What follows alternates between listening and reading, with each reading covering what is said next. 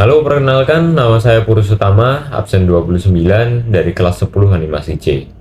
Pada video kali ini saya akan membahas mengenai teori masuknya Islam dan saluran-saluran islamisasinya. Baiklah, yang pertama adalah teori Gujarat. Untuk teori Gujarat ini dicetuskan oleh Snokhur Gronch.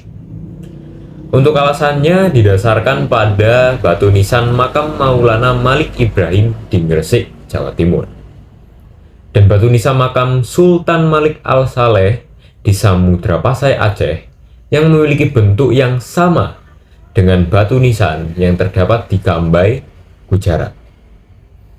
Kemudian yang kedua adalah teori Arab.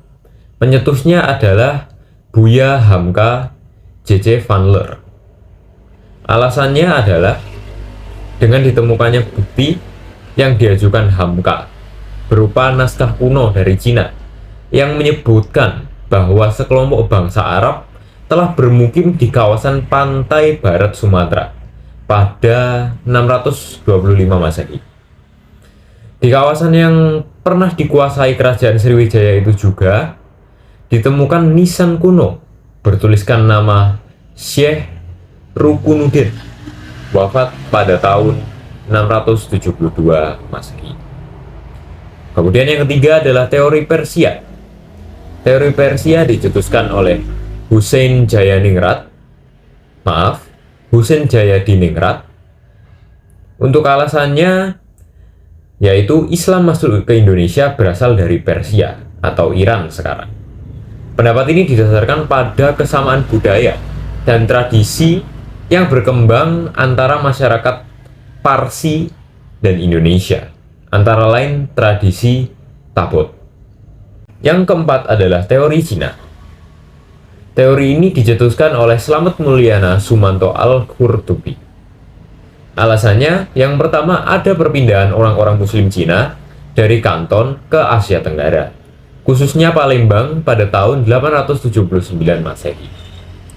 Kemudian, terdapat masjid tua berarsitektur Cina di tanah Jawa.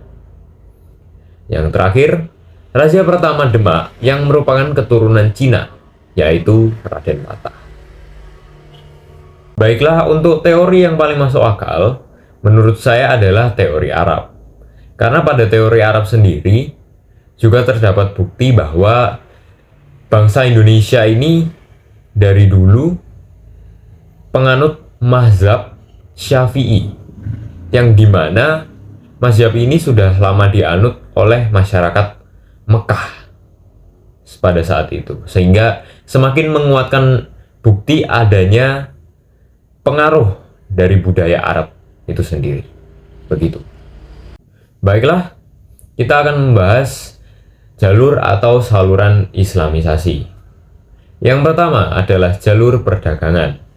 Buktinya adalah saluran perdagangan didukung oleh kesibukan lalu lintas perdagangan selama abad ke-7 hingga abad ke-16 yang melewati Indonesia.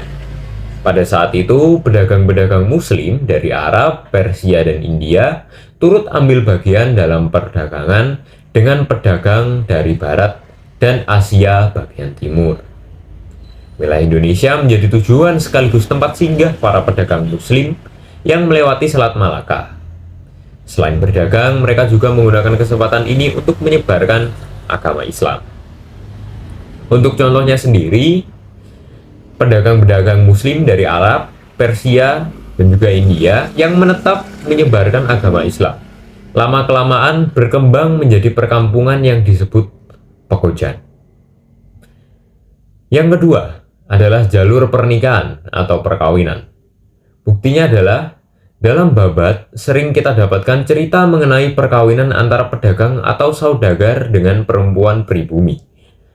Saluran islamisasi melalui perkawinan itu lebih menguntungkan lagi, apalagi terjadi antara saudagar, ulama atau golongan lain dengan anak bangsawan atau anak raja dan adipati. Gitu.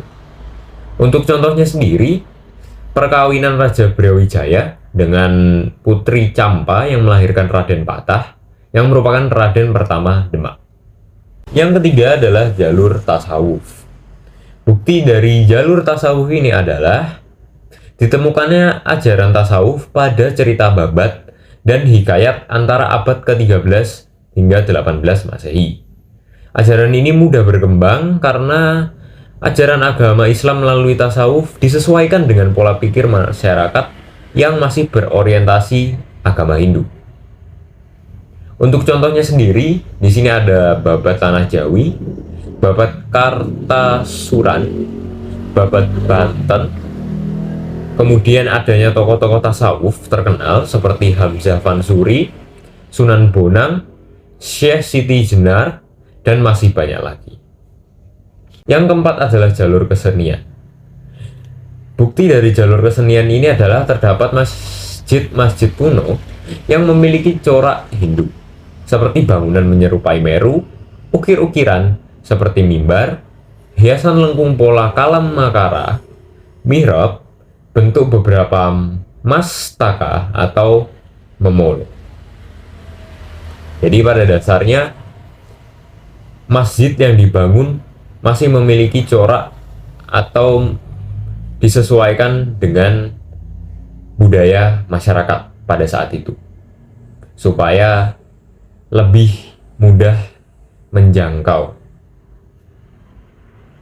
Untuk contohnya sendiri, ada sekaten, ada dedewan atau debus, serat, dewa ruci, bebeksan, dan juga primbon-primbon. Baiklah, yang kelima adalah jalur politik.